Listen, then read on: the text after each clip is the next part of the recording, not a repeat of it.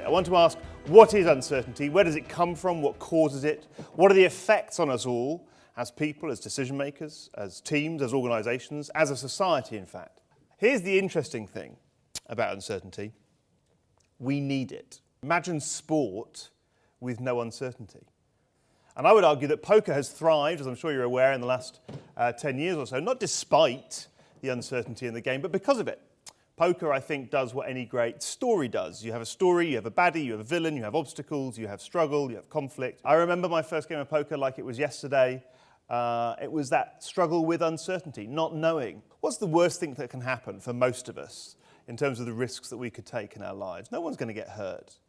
We might look a little bit stupid. It might be painful, it might be uncomfortable as we step up to the plate. Here's the interesting thing about uncertainty and risk. We don't need to be standing up there in front of the audience doing something different. We can be sitting nice and safe and sound in the crowd, in the herd, and uncertainty and risk will always exist. The strongest association with taking risk here is that in the centre of all of these tables is a randomly shuffled deck of cards, which means that the outcome of every decision that I make at a poker table, every investment decision, every resource allocation decision is taken in a world of obvious, overt, and undeniable uncertainty. Our daily lives are much more like that than we might like to think. First key to great decision making is being selective, is waiting for the right opportunity, is being patient.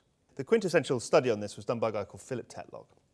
In 1984, he was a young academic at the National Research Council. He was working in the Cold War, and he became really fascinated by how good or bad we actually are at predicting the future.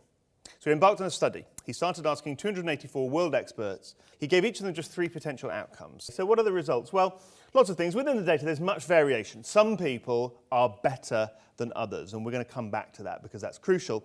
But taken as a whole, those 284 world experts over 27,450 predictions in 20 years are no better than random. The world is a very complex place. So to understand complexity, let's go right to the heart of that idea and theory, the butterfly effect. Tiny things can have huge impacts. The tiniest of things can have the biggest impact or effect. Not directly. It's not the butterfly that causes a rainstorm, and certainly not knowingly, but it's caught in a chain of cause and effect. You have a moment in this little laboratory where you can study the way that other people and you react to obvious, overt, and undeniable uncertainty. You might have had a moment like this already. You're playing blackjack. It's 9 o'clock at night. Everything's all right with the world because you're $200 up, and then someone you've never met before, you're never going to meet them again, they sit next to you, and you turn to your friend and you say, God, that's so weird. In that moment, they have totally changed the course of tonight. What causes uncertainty? It's the things that are out of our control. And the reason why poker is a really good metaphor for all of that is because it doesn't matter if you've been playing for 3 minutes or 30 years, you can't control the cards.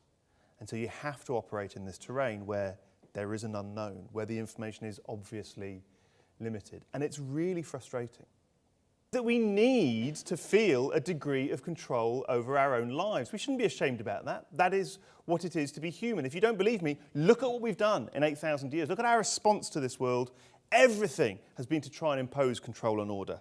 And we have the health and safety industry. And thank goodness that we do, because it has saved hundreds of thousands of lives in the last century. How? By catching butterflies, by preventing people from doing silly little things now that might result in a big accident somewhere down the line. We put up signs, we have laws, but maybe the sum total of all of them is that we get scared to do anything because all we see is consequence. We've all tried to control something now in the short term in a way that might have repercussions for somebody somewhere down the line. Maybe an accident, maybe we're reducing returns, we're reducing people's ability to express themselves. And maybe we thought about that, but maybe we couldn't possibly know the results of everything that we do right now, because the butterfly effect, if you had to visually represent it, it doesn't look like that. You can't, but if you had to, it would look more like that. It's 1 million, 1 billion, maybe an infinite number of different agents of chance and change, all interacting with each other in ways that will never properly understand, or at least not in our lifetimes, I'll go so far as to say.